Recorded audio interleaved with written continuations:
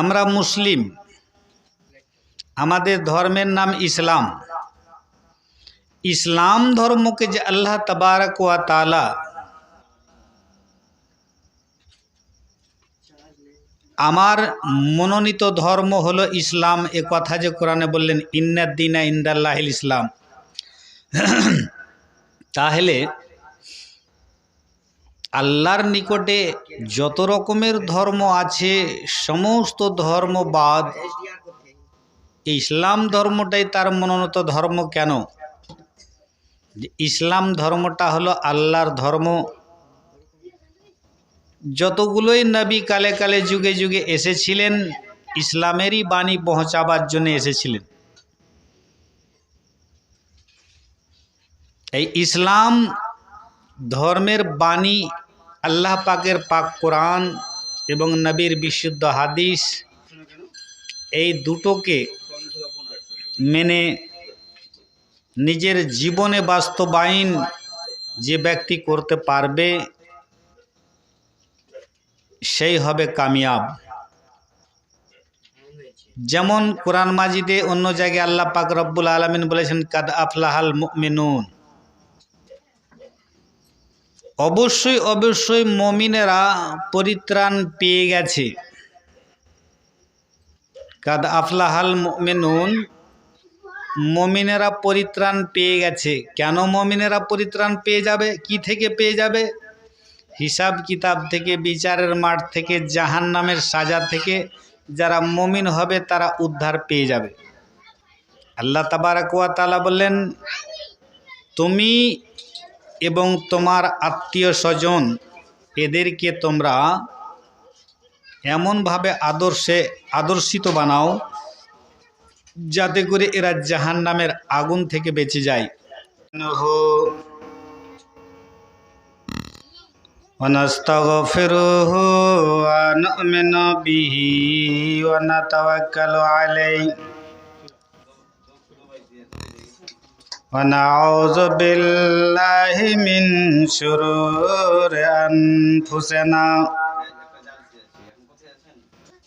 ومن سيئات أعمالنا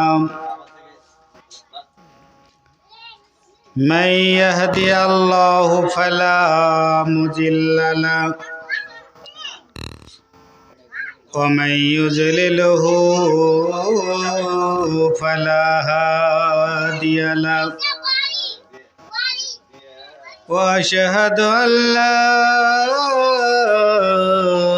إله إلا الله وأشهد أن محمدا عبده ورسوله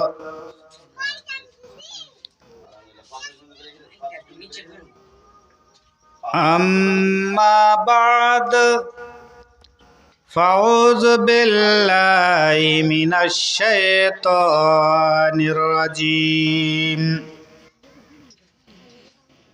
بسم الله الرحمن الرحيم يا أيها الذين آمنوا قوا أنفسكم وأهليكم نارا وقودها الناس والحجارة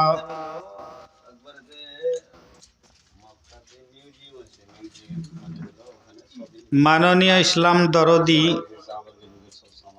কালেমা দরদি, এই পাড়ার ভাই বন্ধু বাবাজিরা আমার ও পর্দার আড়ালের পর্দানাসীন মা ও খালারা ও বেটিরা, যত রকমের প্রশংসা, যত রকমের গুণগান, যত রকমের আরাধনা সেপ্তেষণা সব কিছুরই মালিক বা যোগ্য একমাত্র আল্লাহ তাবারক ওয়া তাআলা। যে আল্লাহ পাক রব্বুল আলামিনের দেওয়া রুজি খেয়ে তার অগণন নিয়ামত পেয়ে আমরা দুনিয়াতে এখনো বেঁচে আছি। তাই তিনার দরবারে আমাদের উচিত হবে সকলের লক্ষ লক্ষ প্রশংসা জানা। তাই আমরা সবাই মিলেজুলে আল্লাহ পাক রব্বুল আলামিনের কৃতজ্ঞতা পালন করার জন্যে বলুন একবার আলহামদুলিল্লাহ। তারপরে আমাদের ধর্মের গুরু, কর্মের নেতা, আমিনার লাল জনাবে মুহাম্মদ রাসূলুল্লাহ সাল্লাল্লাহু তাআলা আলাইহি ওয়াসাল্লাম, তিনার প্রতি আল্লাহর অসংখ্য দরুদ ও সালাম বিবর্ষিত হোক। আল্লাহুম্মা সাল্লি আলাইহি, আল্লাহুম্মা বারিক আলাইহি, আমিন সুম্মা আমিন। মায়েরা আমার, বোনেরা আমার, বাপজিরা, ভাইরা, আমি যে আয়াতটি আপনাদের সামনে পরিবেশন করেছি, সে আয়াতটিকে সামনে রেখে দু চারটি কথা আপনাদের সামনে রাখব। সেই কথাগুলিকে শুনে আমল করার চেষ্টা করবেন। আল্লাহ তাবারাক ওয়া তাআলা যেন আমাদের কথাগুলোর প্রতি ধ্যান দিয়ে, মন দিয়ে শোনার পর আমল করার তৌফিক দান করেন। আল্লাহুম্মা আমিন। আল্লাহ তাবারাক ওয়া তাআলা মুমিন, যারা মুমিনা পৃথিবীতে আছে, তাদেরকে ডাক দিয়ে বলছেন, ইয়া আইয়ুহাল্লাযীনা আমানু কু আনফুসাকুম ওয়া আহলিকুম নারা, তোমরা নিজে বাঁচো এবং তোমাদের আলী আওলাদকে বাঁচাও জাহান্নামের আগুন থেকে। এই যে বাঁচো আর বাঁচাও জাহান্নামের আগুন থেকে, এই কথাটা বলার মানে কি বুঝতে পারলাম আমরা? নিজে বাঁচো এবং নিজের ছেলে মেয়েদেরকে বাঁচাও দর্দনাক জাহান্নামের ভয়াবহ সাজা থেকে, আগুন থেকে। তার মানে হলো, এখান থেকে আমরা বুঝতে পারছি যে আল্লাহ পাক রব্বুল আলামিনের মুখ্য উদ্দেশ্য বলার যে তুমি এমন জীবন গড়ো, এমন জীবন বানাও, এমন আদর্শবান হও যাতে তুমি জাহান্নামের আগুন থেকে বেঁচে যাও। আর তোমার আলী আওলাদকে এমন আদর্শবান বানাও যাতে তারাও জাহান্নামের আগুন থেকে বেঁচে যায়। এই কথাটাই প্রকাশ হলো, ফুটে এলো। জি, আল্লাহ তাবারাক ওয়া তাআলা আপনাকে আমাকে আদর্শবান হতে বললেন। আদর্শবান কাকে বলে? আদর্শবান ওই লোকটাকে বলে যে লোকের জেনে শুনে ভুল হবে না, জেনে শুনে অন্যায় করবে না, জেনে শুনে অবিচার করবে না, বড়র সম্মান দিবে, ছোটর স্নেহ করবে। একে বলে আদর্শবান।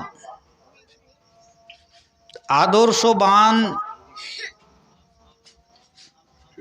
আপনি হন এবং আপনার ছেলে মেয়েকে বানান। তুমি হও, আল্লাহ বলছেন তুমি হও এবং তোমার ছেলে মেয়েদেরকে হওয়াও, যাতে করে আদর্শবান হতে পারলে তোমরা জাহান্নামের আগুন থেকে বেঁচে যাবে। নিজের জীবন ব্যবস্থা শর্টে, নিজের জীবন ব্যবস্থাটা কোরআন ও হাদিসের আদেশ নিষেধের মধ্যে দিয়ে গড়তে হবে। নিজের ছেলে মেয়েদেরকেও কোরআন হাদিসের আদেশ নিষেধ মেনে চালাতে হবে, তাহলে জাহান্নামের আগুন থেকে বাঁচার উপায় পাওয়া যাবে। এবারে আসুন, আমরা মুসলিম, আমাদের ধর্মের নাম ইসলাম। ইসলাম ধর্মকে যে আল্লাহ তাবারক ওয়া তাআলা আমার মনোনীত ধর্ম হলো ইসলাম, এ কথা যে কোরআনে বললেন ইন্নাদ দীনা ইনদাল্লাহিল ইসলাম, তাহলে আল্লাহর নিকটে যত রকমের ধর্ম আছে সমস্ত ধর্মবাদ ইসলাম ধর্মটাই তার মনোনীত ধর্ম। কেন? ইসলাম ধর্মটা হলো আল্লাহর ধর্ম। যতগুলোই নবী কালে কালে যুগে যুগে এসেছিলেন ইসলামেরই বাণী পৌঁছাবার জন্য এসেছিলেন। এই ইসলাম ধর্মের বাণী আল্লাহ পাকের পাক কোরআন এবং নবীর বিশুদ্ধ হাদিস, এই দুটোকে মেনে নিজের জীবনে বাস্তবায়ন যে ব্যক্তি করতে পারবে সেই হবে কামিয়াব। যেমন কোরআন মাজিদে অন্য জায়গায় আল্লাহ পাক রব্বুল আলামিন বলেছেন কাদ আফলাহাল মুমিনুন, অবশ্যই অবশ্যই মুমিনেরা পরিত্রাণ পেয়ে গেছে। কাদ আফলাহাল মুমিনুন, মুমিনেরা পরিত্রাণ পেয়ে গেছে। কেন মুমিনেরা পরিত্রাণ পেয়ে যাবে? কি থেকে পেয়ে যাবে? হিসাব কিতাব থেকে, বিচারের মাঠ থেকে, জাহান্নামের সাজা থেকে যারা মুমিন হবে তারা উদ্ধার পেয়ে যাবে। আল্লাহ তাবারক ওয়া তাআলা বললেন তুমি এবং তোমার আত্মীয় স্বজন এদেরকে তোমরা এমনভাবে আদর্শিত বানাও যাতে করে এরা জাহান্নামের আগুন থেকে বেঁচে যায়, তুমিও বেঁচে যাও। তো আমরা বাল্য জীবন থেকে, ছোট থেকে কবরে যাওয়া পর্যন্ত আমাদের যতগুলো জিন্দেগি, এই জীবন যাপন করতে গিয়ে যত জিনিসের সম্মুখীন হতে হবে সমস্ত জিনিস যেন ইসলামিক থিওরিতে হয়। যেমন আমরা সকালবেলায় বিছানা থেকে উঠলাম, বাচ্চারাও উঠলো, আমি বিছানা থেকে উঠলাম, আমার আদর্শ কি? যে আলহামদুলিল্লাহিল্লাযী আহিয়ানা বাদা মা আমাতেনা ওয়া ইলাইহিন নুশুর, আমাকে পড়া উচিত, কারণ আমার রাসূল আমাকে শিখিয়ে দিয়েছে। বাচ্চারাও উঠলো, ওদেরকেও 2 দিন 4 দিন 5 দিন 7 দিন 1 সপ্তাহ 1 মাস এইভাবে যদি ট্রেনিং দেওয়ানো হয় তাহলে বাচ্চারাও কি করবে? আদর্শে আদর্শিত হবে, বাচ্চারাও শিখবে। ছোট ছোট বাচ্চারা এই দোয়াটা 5-10 দিনের মধ্যে মুখস্থ করে নেবে। তো আমার উঠাটা হলো নবীর শরীয়ত অনুযায়ী, নবীর নিয়ম অনুযায়ী। এবারে পেশাব পায়খানায় গেল, তো পেশাব পায়খানাতে গিয়ে প্রথমে আপনি পায়খানা করে এলেন, হয়তো পেশাব করে এলেন, তো আপনি বলবেন আল্লাহুম্মা ইন্নী আউযু বিকা মিনাল খুবুস ওয়াল খাবাইস। উঠলেন যখন, তো সব দোয়া যদি না জানেন তো কমপক্ষে এই ছোট দোয়াটা গুফরানাকা বলে আপনি ফিরে এলেন, বাম হাতটাকে মাটি দিয়ে মাজলেন, দিয়ে পরিষ্কার পরিচ্ছন্ন হওয়ার পর উজু করতে বসলেন বিসমিল্লাহ বলে। ডান হাত বাম হাত কোন হাত কেমন করে ধুতে হবে এ তরিকা আপনি জানেন। ডান হাতে পানি নিলেন, কবজি পর্যন্ত ধুলেন, মানে উজু করলেন, মুখে পানি দিলেন, নাকে পানি দিলেন, চেহারা ধুলেন, কান মাসা করলেন, সার মাসা করলেন, পা ধুলেন, সব কিছু করলেন। কিন্তু আপনার বাচ্চাটাকে আপনাকে ছেড়ে দিলে হবে না। তাকেও পেশাব পায়খানা করাতে বসাতে গেলে আপনাকে ওই দোয়াটাই পড়াইতে হবে যেটা আপনি পড়েছেন। শেষে যে দোয়াটা পড়লেন, উজু কি করে করলেন ওটাও ওদেরকে করাতে হবে। কিন্তু আমরা বাচ্চারাকে বিছানা থেকে ওঠার সময় আমাদের স্লোগান কি? এখনো বিছানা থেকে উঠিস নি দেবে, বিছানা থেকে উঠনাবে, 8টা না বাজলে উঠবি না, কত সেটের বেটা, হ্যান ত্যান করে ও গালিগুলোজ করে, এটাই ওর দোয়া। ও ছেলে কি আদর্শ শিখবে। আর আপনিও কত ভালো মানুষ যে আপনি যে নিয়মে উঠাইতেন ওই নিয়মে উঠলো না। বাড়ির স্ত্রীকে বলছি সকালবেলায় উঠে, বেড়ির মুঠাটা কোনটা থেয়েছিলি, খাইনির ডিবাটা কই, মানে ও পায়খানা করতে যাবে সেই। এবার বেড়ির মুঠাটাকে নিয়ে দিয়া সালের একটা নিয়ে পায়খানার ভিতর আর পায়খানা হবে না, ওকে চুঙি পুলের ভিতরে ঢুকতে হবে, না হলে আরও কোন মাঠে যেতে হবে। দিয়ে যে একটা বেড়িতে পায়খানা হয় না, 3-3টে বেড়িতে টান মারতে হয়েছে। দোয়া নেই, দরুদ নেই, কিছু নেই, কোনো দোয়া পড়তে পারে না, শেষেও লয় আখেরেও লয়। তারপরে বেড়ি টেনে টেনে 3টে বেড়ি শেষ করে এলো। কেউ ফের বেড়ি খায় না, খয়নি খায়, তো চুঙি পুলের ভিতরে 3 জায়গায় মানে তালি মারছে, 3 জায়গায়, এই মাথায় একজনা, ওই মাথায় একজনা, মধ্যখানে একজনা, মানে খায়নি কচলে যে থাপড়ি মারছে, থাপা থাপাং থাপাং থাপাং করছে। তো ওদিককার লোকটা মনে করছে হ্যাঁ এক বেটা আছে সত্যি, এদিকে তালি মারছে, তো ও মনে করছে হ্যাঁ বাজার ঘাট দেশ বিদেশ যখন শুতে বেড়াচ্ছি তো হাগতে পায়খানা করতে এসব তো সঙ্গেনির দরকার, তো জায়গা তুই সাথে আছিস। মধ্যখানে একজনা তালি মারছে, ও করছে হাম্ম আছি। যে 3 জনেই পেশাব পায়খানা করে বাড়ি এলো, দোয়া নেই, দরুদ নেই, কিচ্ছু নেই। লাস্টে কিছুদিন পরে ভূত খেলছে, দেখো যে কুঠে ধরলি, তো করছে চুঙি পুলের ভিতরে ভূততে ধরে হাগতে যে পায়খানা করতে যাকে ভূতে ধরেছে। পায়খানা করতে যে ভূতে কেমন করে ধরে, আল্লাহুম্মা ইন্নী আউযু বিকা মিনাল খুবুসি ওয়াল খাবায়েস, এই আল্লাহ তুমি আমাকে খবিস জিন থেকে পানাহ দাও। মর্দ এবং আওরাত যে জিন আছে, খবিস জিন, হারামখোর জিন, শয়তান জিন, ওই সমস্ত জিনদের হাত থেকে আমাকে তুমি বাঁচাও। আমি এখন উলঙ্গ অবস্থায় পায়খানায় বসেছি। এই দোয়াটা যদি কালে ওই লোকটা, ওই বেটিটা, ওই বহুটা, ওই ভাবিটা, ওই শাশুড়িটা যদি কালে বসত, ওই শ্বশুরটা শালাটা, তাহলে ওকে ভূতে ধরতক না। ই তো তালি মেরে মেরে ভূতকে আরো ডাকছে। ও তো থাবড়ি বাজিয়ে বাজিয়ে খায়নি কচলে, থাবড়ি বাজিয়ে এখানে আছি আয়, দেখো ভূতকে ডাকছে। তো ভূতের কাছ থেকে পানা চাইবে কি?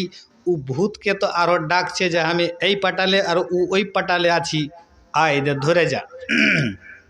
এই তো ভাল আমার গে বন্ধুরা আমার, বাপজিরা আমার, এটা কোন আদর্শ, কার নীতি? নবীদের, সাহাবীদের, তাবেইনদের, এদের কি নীতি ছিল যে পশ্চিম দিক বুঝলে না, পূর্ব দিক বুঝলে না, উত্তর দিক বুঝলে না, পায়খানা লাগলি দৌড়তে দৌড়তে বেড়ি ধরিয়ে যা বসে যেতে হবে, এটাই তো নিয়ম নাকি? মুসলমানের ঘরে জন্মগ্রহণ করে আমরা আদর্শ শিখলাম না। নিজে যেমন, বেটাও ওরকম, বেটিও ওরকম, সব আমাদের তৈরি হয়েছে। কেন? বাপ যদি না শুধরে তো বেটা বেটি কেমন করে শুধরিবে? বাপ তো করলে বেড়ি ধরিয়ে লাইতো রে, বেটাকে কইছে বাপ, বেটিটা ধরে এলে তবে পোতাকে কইছে, তুই কইছে খালি নিম হয়ে যাচ্ছে, খালি নিম হয়ে যাচ্ছে, তুই এক টান মারতে পারিস না, তো দাদির কাছ থেকে বেড়ি ধরে এলে এক টান মেরে দিবি। কত যে আদর্শ শিখাইছে, এইগুলা হলো আদর্শ। বেড়ি খকা পোতাকে দাদা শিখিয়ে দিলে। বন্ধুরা আমার, বাপজিরা আমার, যে বাচ্চাকে আদর্শ শিখাইতে হতো, নামাজ পড়ে এসে নিজে উজু করলাম, পেশাব পায়খানার পরে দোয়া করার পর ছেলেরাকে নিয়ে গিয়ে মসজিদে ঢুকতাম, ওই ছেলেটাকে উজু করিয়ে হাত ধরিয়ে আমারও রাস্তা দেখা হলো, ছেলেটাকেও নামাজ পড়ানো শিক্ষা হলো।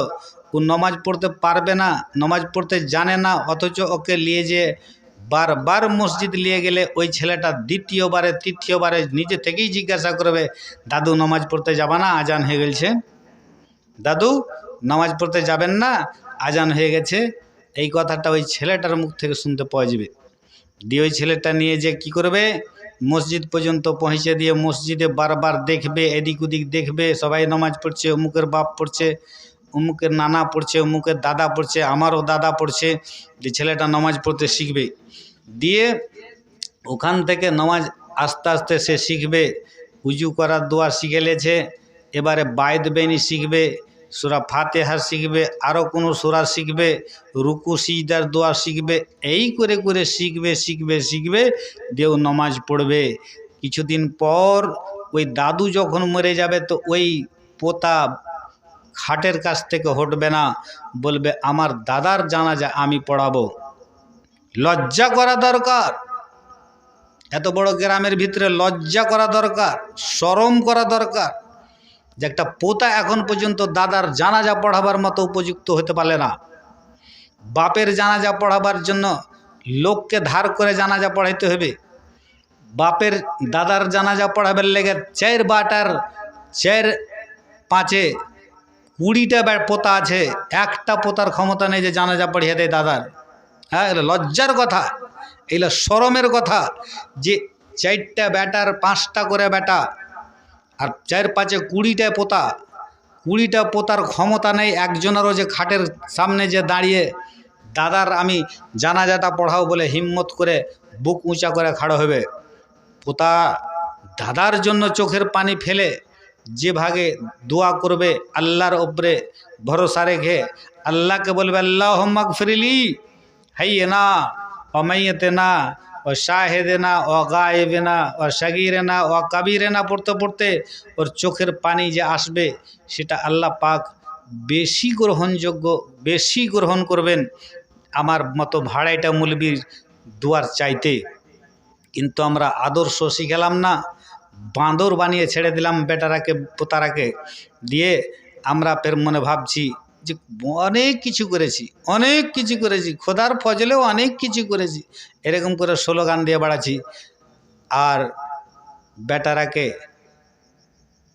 20টা পোতা, 5টা বেটা, 5টা বহু, আর 3টে করে যদি কালে পতিন হয়, তো 3 4 12, 12টা পতিন, একটাও কোরআন পড়তে জানে না, বাড়িটা অন্ধকার হয়ে পড়ে আছে, কোরআন তেলাওয়াত করার কোনো স্লোগান নেই।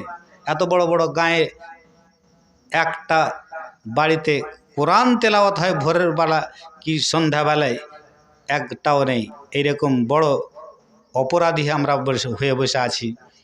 আর লোকে বলছে, মুলবিরা বলছে জালসাতে উঠে, দুনিয়া ধ্বংস হয়ে যাবে, দুনিয়া আখেরি হয়ে যাবে, দুনিয়া ধ্বংস হয়ে যাবে, এই যে 3রা বিশ্বযুদ্ধ আসছে, কেউ বাঁচবে না। আমি বলছিলাম আজকে, ধ্বংস হয়ে যাবে এটা কথা কে তোমাকে বলতে পেরেছে? ধ্বংস হয়ে গেছে, তুমি বুঝতে পারো না। ধ্বংস হয়ে গেছে মুসলমান, মুসলমানকে আর ধ্বংস করতে হবে না। মুসলমানের গলায় ছুরি চালিয়ে সিনাই গুলি করতে হবে না, ওর ইমানে অটোমেটিক গুলি হয়ে গেছে। ওর ইমানদারিতে, মুসলমানের ইমানদারিতে অ্যাটম বম ফুটে গেছে 2022, 2021 বম ফুটে গেছে। তোমাকে আর বম ফুটার দরকারই পড়ে না।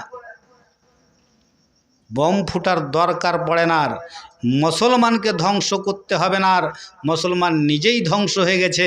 যেখানে মুসলমান ৯৯টা মুসলমান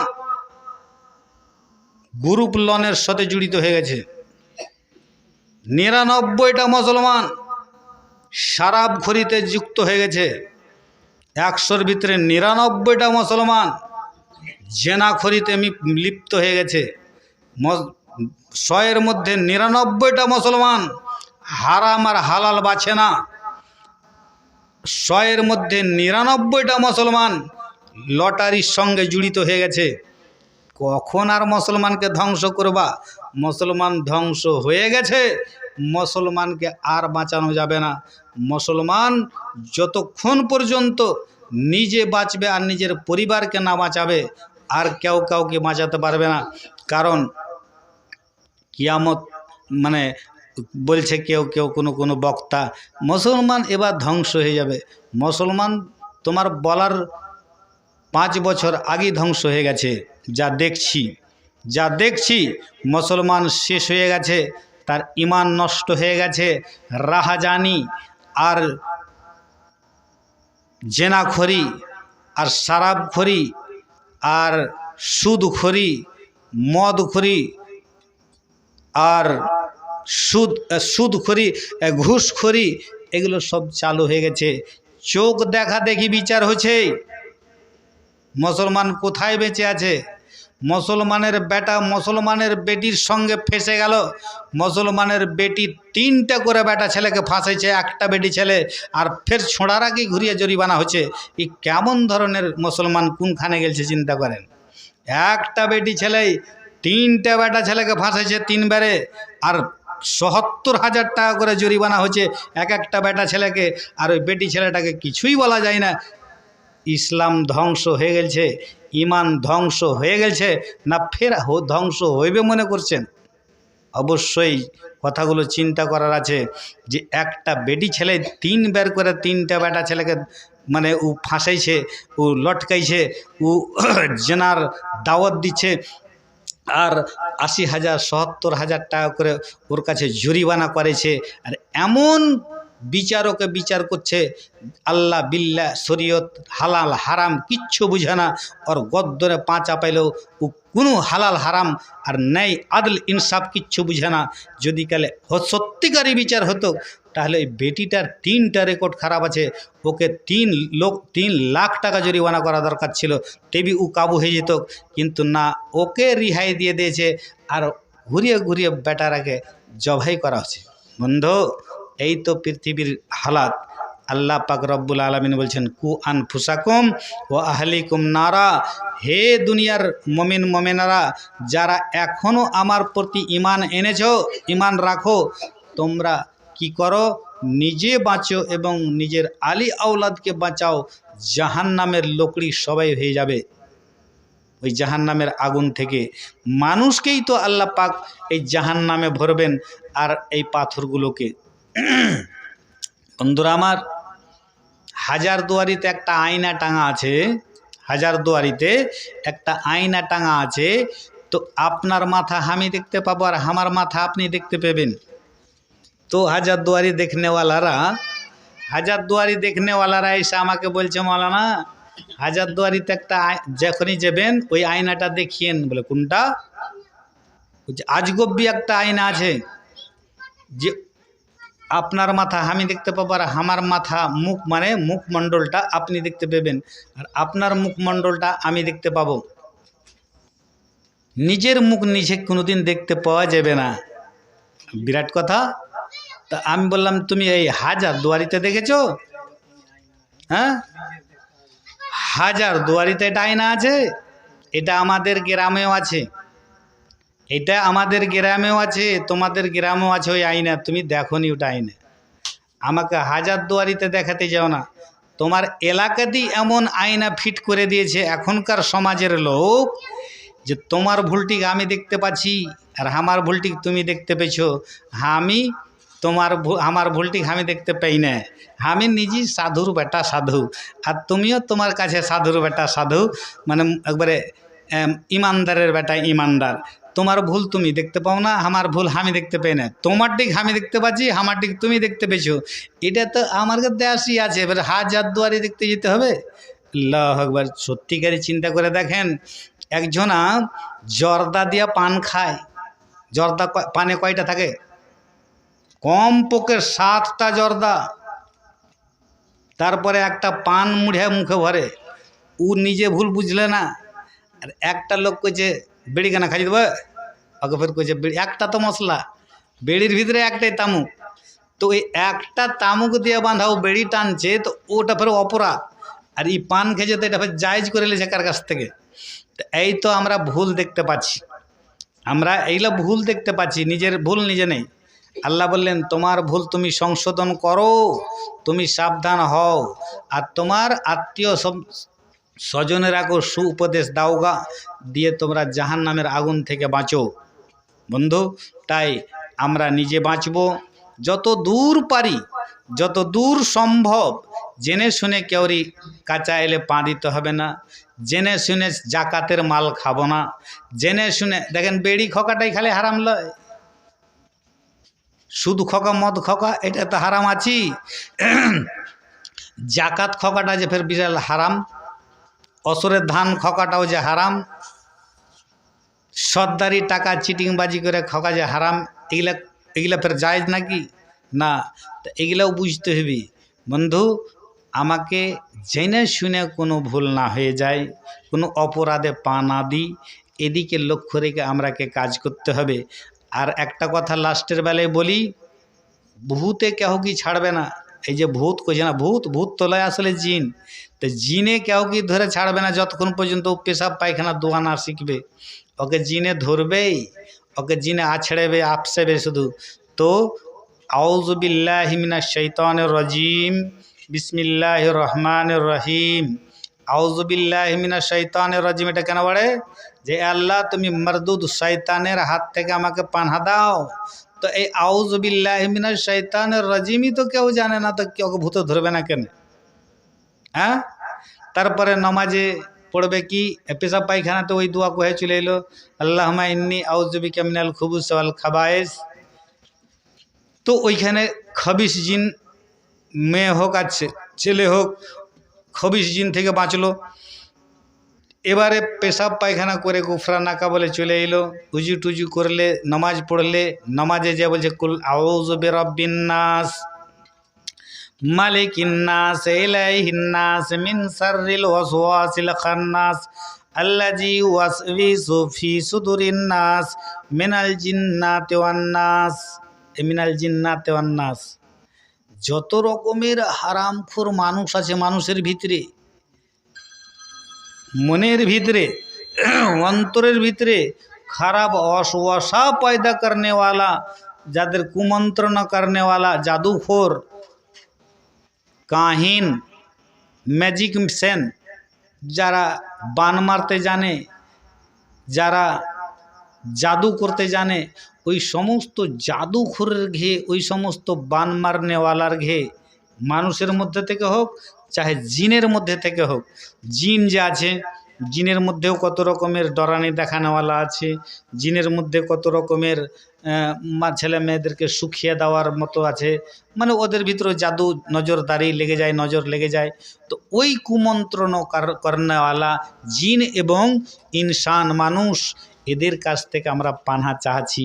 আল্লাহ রাসূল যখনই বিছানায় শুতেন রাত্রিবেলায়, তো 3 কুল পড়তেন। হ্যাঁ, 3 কুল পড়ে হাতে ফুঁক দিয়ে যেমন তেল মাখে ওরকম কচলে মাথা থেকে নিয়ে পায়ের পাতা পর্যন্ত গোটা শরীরে বুলিয়ে দিয়ে শুতেন। আমরা কখন শিখবো ওটা, কখন করব? ওই জন্য তো ভূতে ধরছে আমরাকে, আর দেখি ভূতে ধরছে, জিনে ধরছে, এই কথা বলে বেড়াচ্ছি।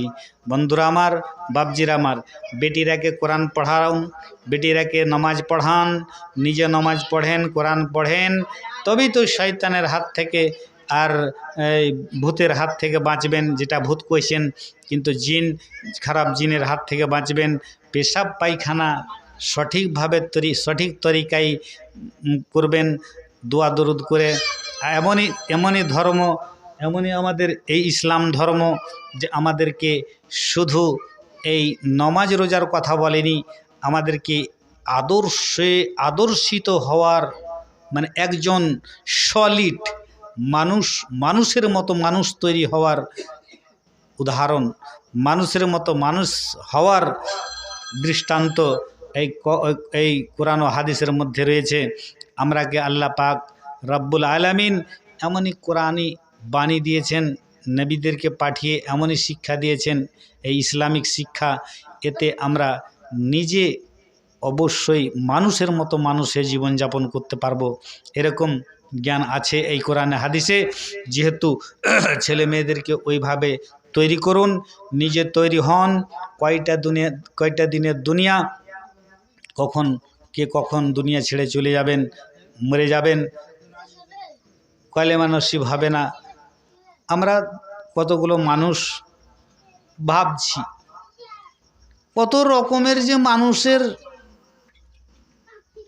এই পৃথিবীতে আদর্শবান হলো না, মরার সময় বলেন একটা কথা যে বেটা সাপ যখন গাড়ে ঢুকবে তখন ও সোজা হয়ে যাবে, মানুষও তখন সোজা হয়ে যায়।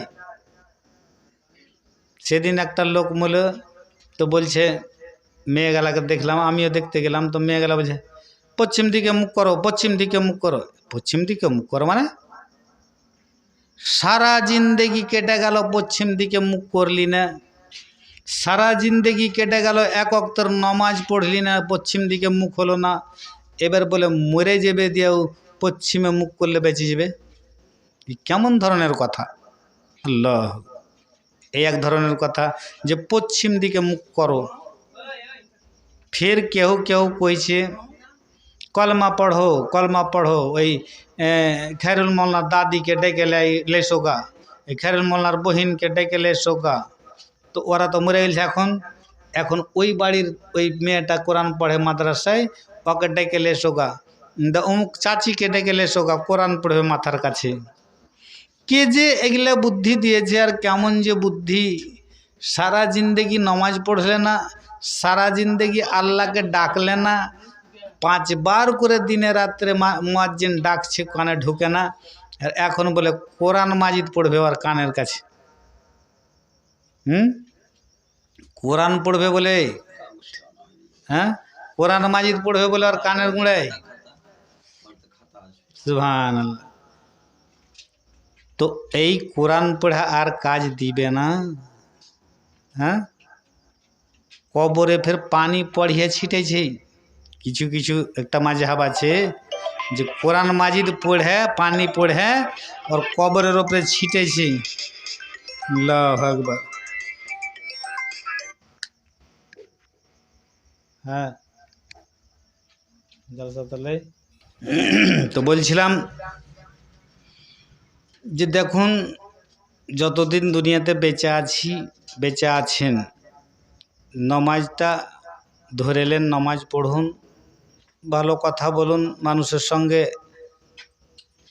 আল্লাহ রসুলের তার তারিকেই চলেন, মানুষের সঙ্গে ভ্রাতৃত্বভাব রাখেন, তাহলে এই দুনিয়া তো নাম হবে, এই দুনিয়ায় বেঁচে থাকবেন, এই দুনিয়াও মানুষের কাছে ভালো দোয়া পাবেন, আখেরাতেও আল্লাহ পাকের রহমতে ভালো জায়গা পাবেন, আল্লাহ পাকের দয়া হবে।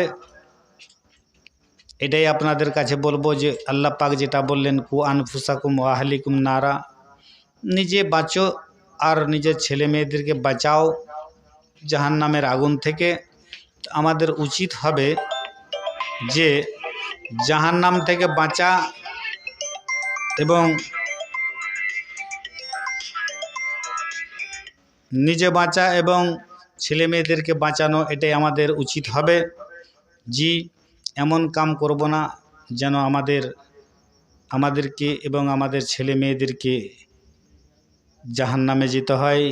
দেশের আবহাওয়া, গ্রামগঞ্জের চালচলন এমন হয়ে গেল যে ইমানদার নিজের ইমানকে বাঁচানো বহু মুশকিল হয়ে গেছে। জি, তাই আমরা আল্লাহ পাকের কাছে দোয়া করব, হে পাক পরওয়ারদিগারে আলম, আমাদেরকে আল্লাহ তোমার সঠিক পথে চালিয়ে আল্লাহ তোমার দিন ধর্ম যেন পুরোপুরি করে তোমার সুখময় স্থান লাভ করতে পারি, এ তৌফিক আমাদের সকলকে দিও বা দাও। আল্লাহুম্মা আমিন। আসসালামু আলাইকুম ওয়া রাহমাতুল্লাহি ওয়া বারাকাতুহু।